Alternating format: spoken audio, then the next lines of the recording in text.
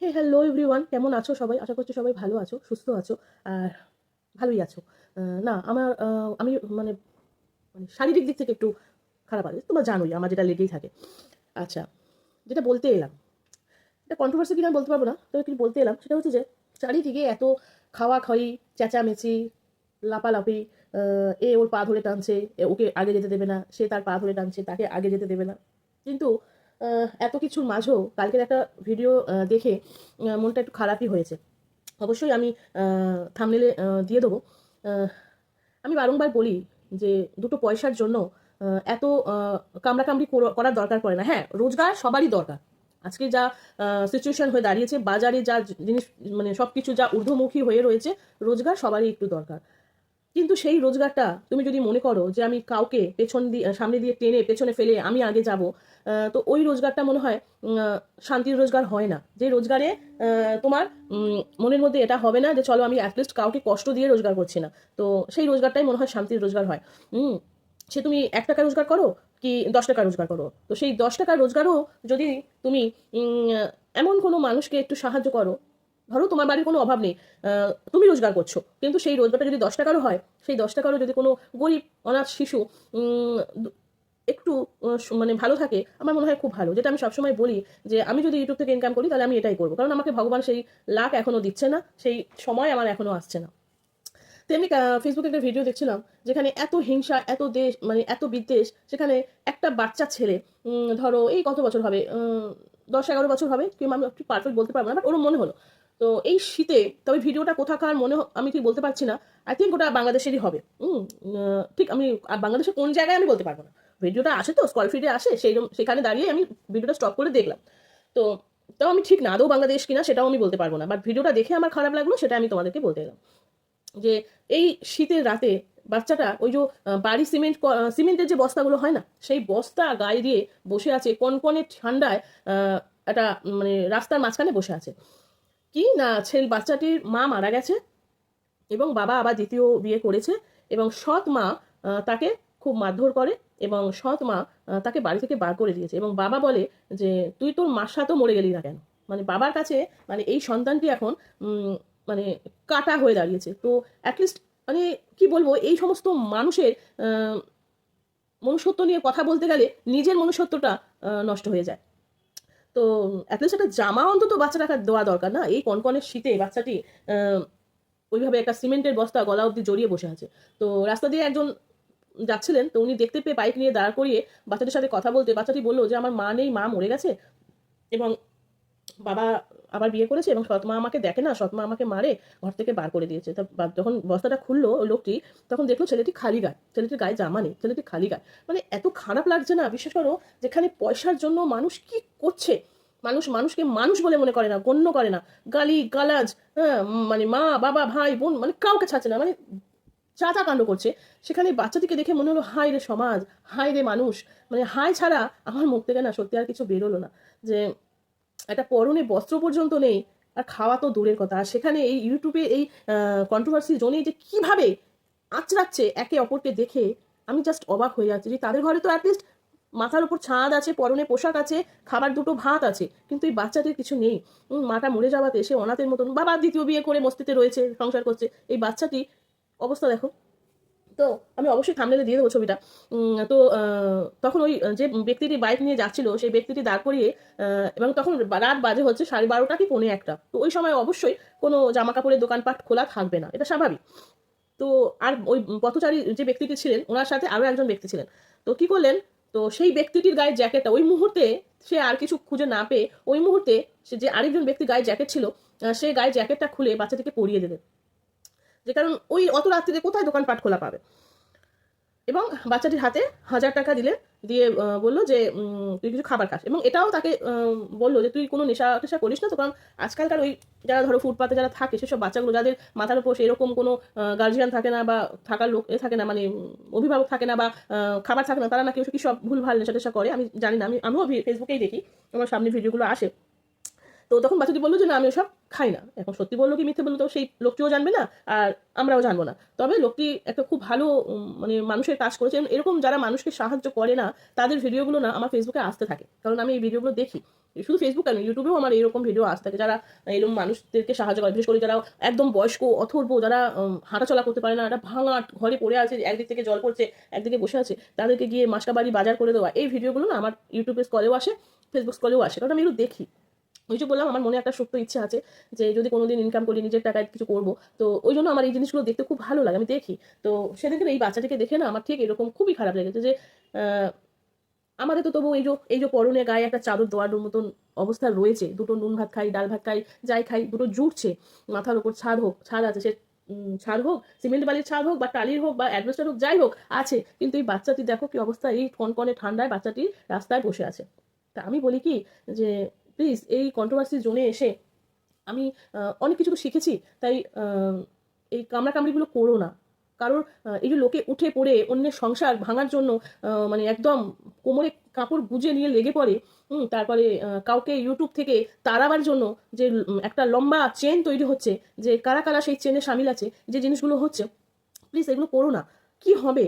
তুমি তোমার মতন যেটুকু ইনকাম ইউটিউব থেকে করছো, সেইটুকু টাকা দিয়ে যদি তুমি দুটো দুস্থ মানুষকে যদি সাহায্য করো না, সেই মানুষ দুটোর আশীর্বাদ তোমার মাথায় জমবে। তুমি সেই আশীর্বাদ দুটো তোমার পাও না। হ্যাঁ, কিন্তু কাউকে যদি তুমি পেটে লাথি মেরে এখান থেকে তাড়িয়ে দেওয়ার চেষ্টা করা হয়, এতে কি তুমি আশীর্বাদ পাবে? পাবে না। হয়তো কিছু মানুষ হয়তো বলবে যে ঠিক করেছো, বেশ করেছো, আরো করো।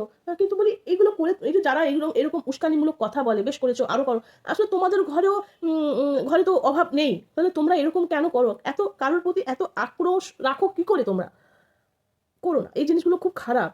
কখন কোথায়কার মানুষ কোথায় চলে যাবে, কখন কার সময় ঘুরে যাবে, এটা কেউ বলতে পারে না। মাথার উপর যিনি আছেন না, তিনি না সব দেখেন, জানো তো? তাই প্লিজ এইরকম অ্যাটলিস্ট কামড়াকামড়ি খাওয়াখাই করো না। নিজেদের মতন করে ভিডিও করো, যাদেরকে ভালো লাগে তাদেরকে ট্যাগ করো, সব ঠিক আছে, বাট এইরকম অজস্র নোংরা ভাষা ইউজ করে উম, ভেতরে ভেতরে পলিটিক্স করে কাউকে শেষ করে দেওয়ার প্ল্যান করো না। জিনিসটা খুব বাজে। আজ হয়তো খুব মজা পাবে, আনন্দ পাবে, কিন্তু এইটার ফল পরবর্তীকালে পাবে। বুঝে বলেছি, ভগবানের কাছে বিচার হয়, তবে সেই বিচারটা তোমরা সঙ্গে সঙ্গে আমরা কেউ পাই না, আমরা সেই বিচারটা পরে পাই। আমরা মনে করছি এই তো বাবা কই কিছু হলো না, আমি বেঁচে গেলাম, না গো। বুড়ো বয়স মানে হলেও, মানে মরতে মরতে যাওয়ার সময় হলেও সেই ফলটা আমরা পেয়েই যাব। তাই প্লিজ এরকম করো না। বাবাকে বলি, এটা হয়তো মা হলে পারতো না, ওই জন্যই বোধহয় মাকেই বোধহয় ভগবানের আসনে বসানো হয়, কারণ একটা মা কখনো সন্তানকে এইভাবে রাস্তায় খালি গায়ে শীতের রাতে এইভাবে ফেলে দিতে পারতো না, যতই মা বিয়ে করুক বা যাই করুক, তাই না? কিন্তু বাবা অনায়াসে করে দিল। আবার এটা বলাও ভুল, আবার অনেক বাবাও পারে না। হ্যাঁ, এটা বলাও ভুল হবে আমার যে সব বাবা সমান না, ঠিকই, সব বাবা যেমন সমান হয় না, সব মাও কিন্তু সমান হয় না, তাই না? এগুলো ম্যান টু ম্যান ভ্যারি করে। এক একজনের মনোবৃত্তি এক এক রকম হয়। বাট বাচ্চাটিকে দেখে ভীষণই কষ্ট লাগলো যে এই শীতের রাতে এরমভাবে ফেলে গেছে। এবং আরও একটি ঘটনা আমার চোখের সামনে এলো যে এই শীতের রাতে অসুস্থ বাবাকে কোন জায়গাটা বেশ বললো, নৈহাটি না নবদ্বীপ, এরকম কিছু এই দুটোর মধ্যে হবে, যে কোনো একটা স্টেশনে, হ্যাঁ, গঙ্গার পাড়ে, মনে হয় নৈহাটি গঙ্গার পাড়ে অসুস্থ বাবাকে মেয়ে ফেলে রেখে চলে গেছে। বেশ কম্বল টম্বল চাপা দিয়ে রেখে চলে গেছে অসুস্থ বাবা, এবং বাবাকে বলে গেছে যে আমি, তোমার মেয়ে আছে তুমি বলবে না, আর আমি তোমাকে এখানে রেখে গেছি তুমি বলবে না। মানে এগুলো দেখে না এক এক সময় মনে হয় যে বাবা আমার জন্য এই পৃথিবীর আলো দেখলাম, আর সেই বাবা মাকে এইভাবে ফেলে রেখে চলে গেল। বাবাটা তো উঠতেও পারবে না, কিছু বলতেও পারবে না, বাবাটার কি হবে? মানে আমি অবাক হয়ে যাই সেই সব ছেলে মেয়ে। কিছু এরকম বাবা মা দেখো এই বাচ্চাটিকে এরকম শীতের রাতে ফেলে দিয়ে গেল, আবার কিছু এমন সন্তানও আছে যেই বাবাটিকে স্টেশনে ফেলে রেখে চলে গেল। মানে এই সমস্ত ছেলে মেয়ে বা এই সমস্ত বাবা মাকে না ধরে শুধু শাস্তি দেওয়া ছাড়া আর কিছুই করার নেই। ভগবান তো শাস্তি দেবেই, সাথে সাথে মানুষেরও শাস্তি দেওয়া উচিত। এই যে শিশুটি শীতের রাতে কষ্ট পাচ্ছে, আর ওইদিকে ওই বৃদ্ধ বাবাটিও শীতের রাতে কষ্ট পাচ্ছে। আমরা মনে হয় শীতের রাতে কুকুর বিড়ালকেও বাড়ি থেকে বার করে দেয় না, মানে যারা পোষে আর কি, তারাও মনে হয় বার করে দেয় না, এখানে তো নিজের বাবা। মানে আজকালকার সম্পর্কগুলো না টাকা দিয়ে নির্ধারিত হয়। হ্যাঁ, টাকা দিয়ে তার বিচার হয়। সম্পর্কের মান এখন টাকার দাঁড়িপাল্লায় মাপা হয়। হ্যাঁ, তো সম্পর্ক যদি এই বাবারই যদি অগাধ সম্পত্তি থাকতো, তাহলে হয়তো দেখতো, আর না হলে সেই সম্পত্তি নেওয়ার পরেও বাবাকে ফেলে দিয়ে চলে যেত। কারণ আজকাল মানুষের মস্তিষ্ক পড়াটা ভীষণ কঠিন, পড়াটা ভীষণ কঠিন। এমন কি করে বুঝবে? এই বাবা ধরো তার সাধ্য মতো ওই মেয়েটিকে মানুষ করে বিয়ে দিয়েছে, কিন্তু মেয়েটি যে পরবর্তীকালে বাবাকে স্টেশনে ফেলে যাবে, এই মেয়েটি কি সরি বাবাটি কি বুঝতে পারতো বা পেরেছে যে এই মেয়েটিকে আমি আজ মানুষ করছি, এই মেয়েটি আমাকে পরবর্তীকালে আমাকে স্টেশনে ফেলে রেখে চলে যাবে? বাবা কি বুঝতে পেরেছে? না। মানে এগুলো যখন দেখি না, আমি শুধু ভাবি যে হায় আমি মানে এই এরা মানুষ, এরা মানুষ দুটো পয়সার জন্য হয় মাঝে মাঝে ধরো যাদের ঘরে প্রচুর অভাব, খেতে পাচ্ছে না, মানে পয়সার জন্য হাহাকার করছে, তাদের ঘরেও এমন এমন সন্তান আছে যে বাবা মাকে ফেলে দেয় না। হ্যাঁ, কিন্তু মানে কি বলবো, মানে মুখ থেকে না ভালো কিছু তো বের হয় না, শুধু হায় ছাড়া কিছু বের হতে চায় না। হ্যাঁ, তাই এই সমস্ত ইউটিউবের এই সমস্ত দেখি, আবার এই একাধারে এই ভিডিওগুলো যখন আমার সামনে আসে না, আমি এই দুটোকে নিয়ে যখন ভাবি, তখন ভাবি যে সত্যি জীবনে কোনোদিন কারোর ক্ষতি আজ অব্দি করিনি। তাই বুঝতে পারি না যে আমার আমার বিচার আমার বিবেকের সাথে আমি কাউকে বোঝাতে পারি না, আর আমার কথায় তো দমও নেই যে আমার কথায় লোকে বুঝবে। যাই হোক, শুধু একটা কথাই বলবো, প্লিজ এরকম খাওয়াখাই করো না, এরকম দল বেঁধে কাউকে মেরে ফেলা না, অ্যাকচুয়ালি এই প্ল্যাটফর্ম থেকে সরিয়ে দেওয়া যে প্ল্যান যারা যারা করছো তারা প্লিজ করো না, এই জিনিসগুলো ভালো জিনিস না। আর দ্বিতীয় কথা হচ্ছে কারো সংসার গড়ে দেওয়াটা না অনেক বড় কাজ, মহৎ কাজ। যদি কোনো ভগ্ন সংসার যদি আমরা তাকে গড়ে দিতে পারি এবং তাদের জীবনে যদি সবকিছু ফিরিয়ে আনা যায়, তার থেকে ভালো কাজ কিছু হয় না। ভাঙাটা না খুব কঠিন, গড়াটা, সরি আমি কি বলছি, ভাঙাটা খুব সহজ, গড়াটা খুব কঠিন। তাই গড়তে শেখো, ভাঙতে শেখো না। ভাঙাটা কোনো ব্যাপার না, একটা ঢিল মারলেই ভেঙে যাবে। হ্যাঁ, কিন্তু গড়তে গেলে একটার পর একটা ইট সাজিয়ে গড়তে হয়, তেমনি সংসার বা কারো জীবনে ধাপে ধাপে ধাপে ধাপে সেই জীবনটাকে সাজাতে হয়। তো প্লিজ কেউ এরকম কারো সংসার ভাঙার জন্য তৎপর হয়েও না। এই যে দেখছি যে এই ব্লগার আর কন্ট্রোভার্সি ক্রিয়েটার, হ্যাঁ, এই যে সংসারটা ভাঙছে, প্লিজ ভেঙো না, ভেঙো না। এর ফল হয়তো তুমি পাবে না, বাট তোমার সন্তান পেয়ে গেল। হ্যাঁ, তো প্লিজ চেষ্টা করো লোককে জীবনে কিছু ভালো কাজ করার, লোকের জীবনে কিছু ভালো কাজ করার। আর কি বলবো, আর কিছু বলার নেই। সত্যি আমি তো এখানে এটা বলে তো আর শোধরাতে পারবো না, আর আমার কথায় কেউ শোধরাবেও না, কারণ আমার এখনো সেই ফেস ভ্যালু তৈরি হয়নি, আর আমার এখনো সেই কথার দমও তৈরি হয়নি। তবে এটুকু জানি যে আমি যদি কারোর ক্ষতি না করি, হয়তো আমার ক্ষতি ভগবান ঠিক কোনোদিনও করবে না। আর সেই ভাঙার ব্যাপারটা আমি একদমই ভালোবাসি না, যে কাউকে ভেঙে দিয়ে আমি নিজে গড়বো, এই জিনিসটা আমি ভালোবাসি না। আমি সবসময় মনে করি সঙ্গে নিয়ে যাব, আমার সাথে সাথে সেও পথ চলুক, মানে এরকম একটা মনোবৃত্তি নিয়ে আমি চলি। তাই কাউকে ভেঙে দুমড়ে মুচড়ে পিষে মেরে আমি ওপরে উঠতে চাইও না, আর উপরে উঠতে পারবো না, আমার এরকম মনোবৃত্তি নেই। তাই যদি হতো তাহলে এতদিনে ইউটিউবে আমি যবে থেকে রয়েছি তবে থেকে আমি অনেকটা আগিয়ে যেতে পারবো, কিন্তু ওর মনোবৃত্তি নিয়ে আমি থাকি না, তো ওর মনোবৃত্তি নিয়ে থাকি না, তাই আমি পারছি না। তাই এই জন্য বলছি, প্লিজ মানুষ হও, মানুষের মতো মানুষের কাজ করো। আর যেটুকু যারা এখনো ইনকাম করতে পারছো ইউটিউব থেকে, যারা ভদ্রভাবে ভালোভাবে ইনকাম করছো, তারা আর কিছু পারো আর না পারো, কিছু মানুষ দুস্থ মানুষদের একটু পাশে থাকো, আর কিছু না। এবার এটা আমার ইচ্ছা, তাই তোমাদেরকে বললাম, তোমাদের ইচ্ছে নাও হতে পারে, ঠিকই আমার ইচ্ছে বা তোমাদেরকে চাপিয়ে দেওয়াটা তো ঠিক না। যাই হোক, জিনিসগুলো দেখি তো তাই খারাপ লাগে, ভালো লাগে না। তো চলো, ভালো থেকো। কন্ট্রোভার্সি আমারও ভালো লাগে না, করি না। আবার এখন যখন করছি তো অবশ্যই নিজের দায়রার মধ্যে থেকেই করি, করব।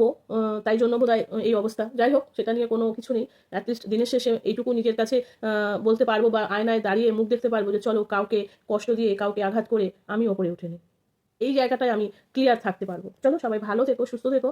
যদি ভালো লাগে লাইক করো, নয় লাইক কমেন্ট করো, নাহলে করো না। চলো, টাটা, রাখলাম।